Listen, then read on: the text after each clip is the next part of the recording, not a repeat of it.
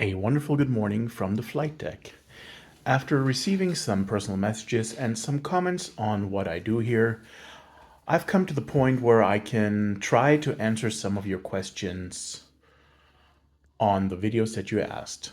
So the first question came from a fellow user, and he was asking about the prosim suite.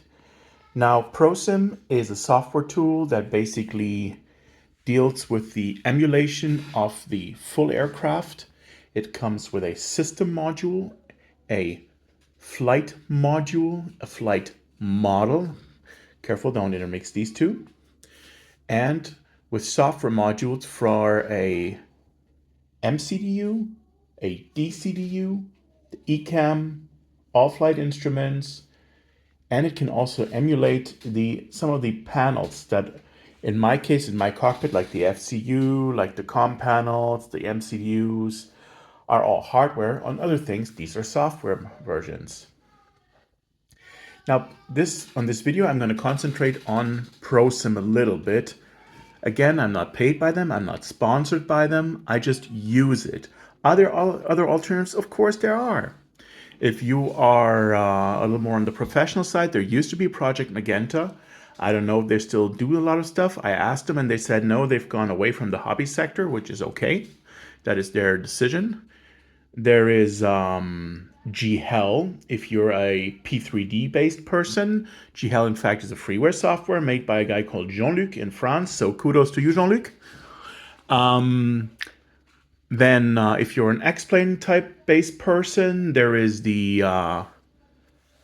TOLIS, which I was told is supposed to be excellent. Again, I haven't used it. I haven't played with it at all. I'm totally prosim based at this point in time. And also, I'm using the FS 2020. The FS 2024 is amazing in terms of graphics, from what I see, but not stable enough apparently for all these add-ons that we use. So I've opted also for system performance, by the way, to stay with the MS Flight Sim 2020. So how does this all work? In order to make prosim work, what do you need? You do need a database. And in my case, if you will up close, my database is Navigraph. Why is it Navigraph?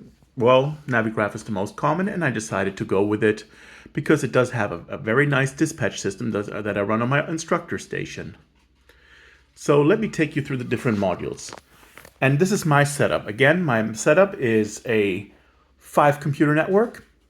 So what you're seeing here is the big computer screen.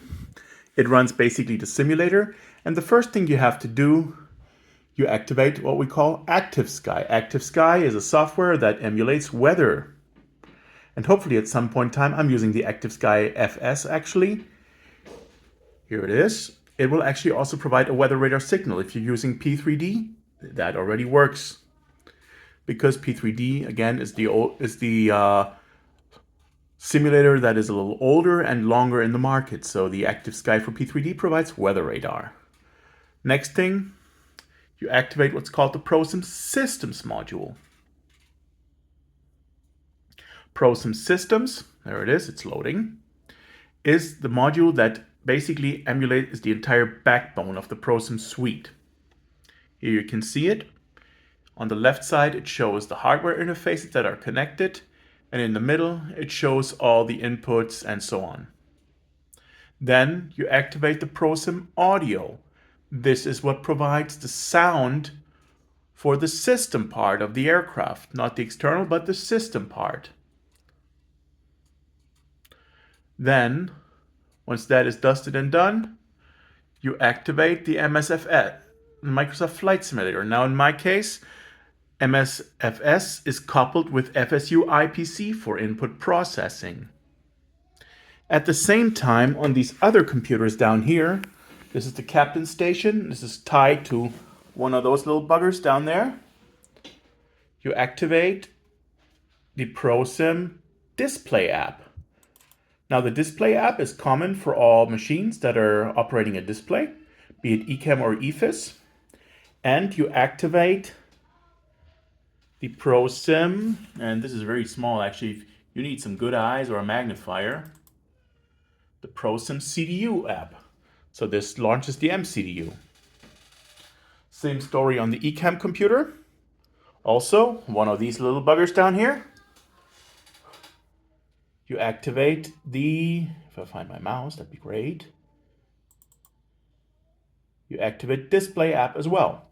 Again, the display app can be configured to display basically anything you want. And then coming to the last computer, you will activate, here goes the beautiful song of Microsoft Flight Simulator, and I've turned it off actually because I find it quite annoying. Hello mouse, where are you? Ah, it's down here. So in this case, I'm going to activate down below the display first.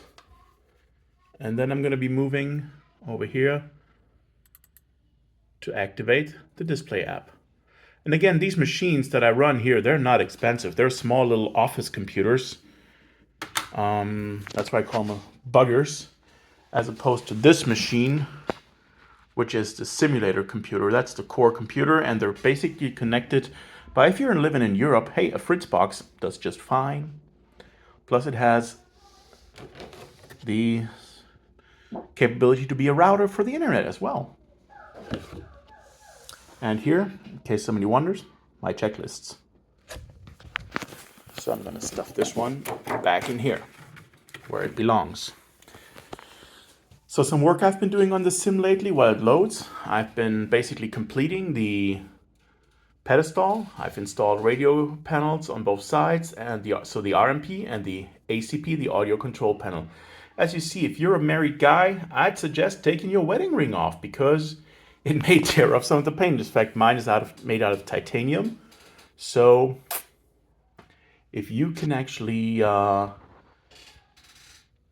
realize it's too late, but if you're actually capable of, taking it off, I suggest you do, because otherwise this will happen. My throttle setup and my entire cockpit setup actually is Scalarkey. And I have to say, I'm very happy with the compatibility. I'm very happy with the drivers. I'm super happy with the support. Again, I'm not being paid by Scalarkey. Machine, that might be an option. No, just kidding. Again, they're super personable, accessible, and they'll help you. Kind people. Based in Great Britain, so yeah, good guys. But I believe they're actually Polish. So you can see the setup here. Software is all loaded. One thing I'm not happy about with prosim at the moment is that the FSU IPC module needs to be re-engaged. So as you can see here, on prosim systems, you will see the main window. And if you look at the simulator connection window, it'll show FSU IPC as an unconnected, unsupported simulator. So what I do is I kill the system module, and so now all the modules will go into invalid data. That's normal because they've lost the connection to prosim systems. And what you do is you relaunch prosim systems. Windows has something to say again.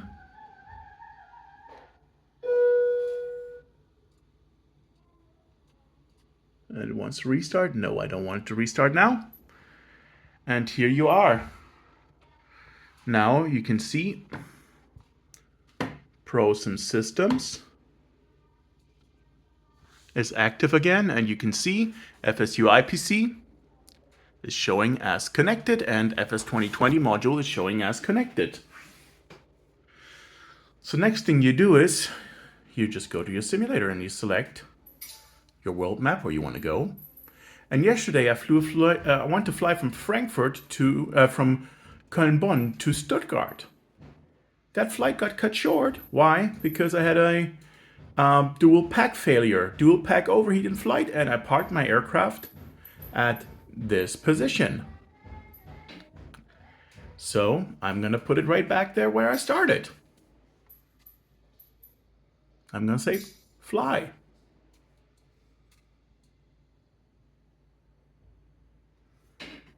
Next thing I have to do is run through my flight plan.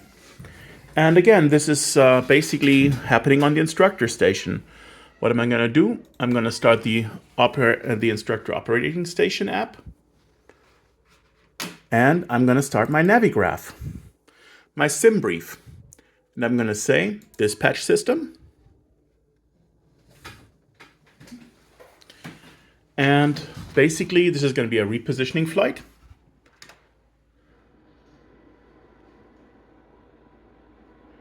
So I'm going to say new flight. It's going to be Lufthansa call sign. I'm going to call it 265. And my departure airport is going to be Frankfurt.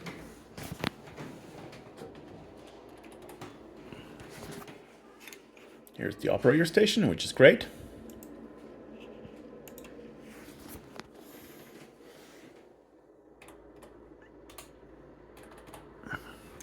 So Frankfurt.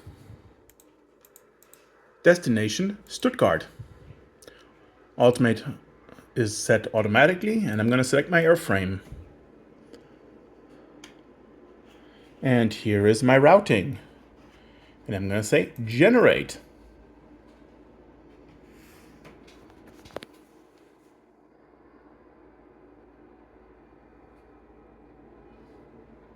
And with that, I have now a SimBrief route locked. And if somebody says you have to clean up your place, yes, I do. But I've been doing a lot on the sim lately, so that kind of stuck. So I'm going to say ready to fly.